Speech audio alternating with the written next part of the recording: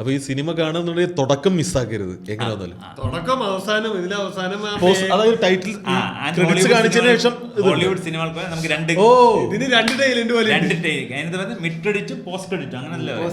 ആദ്യം ഒരു പറഞ്ഞിട്ടുണ്ട് പോസ്റ്റ് ക്രെഡിറ്റിന് മുമ്പ് ആദ്യം അഭിനയിച്ചവരുടെ മുഴുവൻ പേര് കാണിച്ചു കഴിഞ്ഞിട്ട് ഒരു മിഡ് ക്രെഡിറ്റും പോസ്റ്റ് ക്രെഡിറ്റും എന്ന് പറയണം. അതായത് രണ്ട് മെയിൻ ആർട്ടിസ്റ്റുകളൊക്കെ പേരൊക്കെ എഴുതി കാണിച്ച് ഡയറക്ടറൊക്കെ കാണിച്ചു കഴിഞ്ഞ് ഒരു ക്രെഡിറ്റ് സീൻ വരും. പിന്നെ മറ്റിങ്ങനെ ചെറിയ ടൈറ്റിൽ ഇങ്ങനെ പോകത്തില്ല, അത് മൊത്തം പേര് എഴുതിയിട്ടുള്ളത്.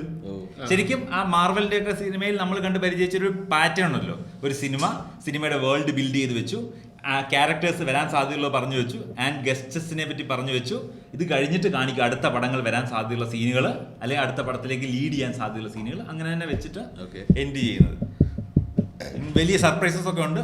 അത് ഗസ്റ്റ് വർക്കിന് തന്നെ വിട്ടു വെച്ചിട്ടാണ് പുള്ളി ചെയ്തേക്കുന്നത്. അടിപൊളി. അതായത് അതിലെ മെയിൻ ക്യാരക്ടേഴ്സ് ഒക്കെ ഇനി ആരാവാം എന്നുള്ള സാധനം നമുക്ക് ചെറിയ ഹിന്റൊക്കെ ഇട്ട് തന്നിട്ട് ഇതാവും ഇത് തന്നെ ആവും, പക്ഷെ ഒന്നും കാണിക്കുന്നില്ല. അങ്ങനെ ഒരു സാധനമൊക്കെ വെച്ച്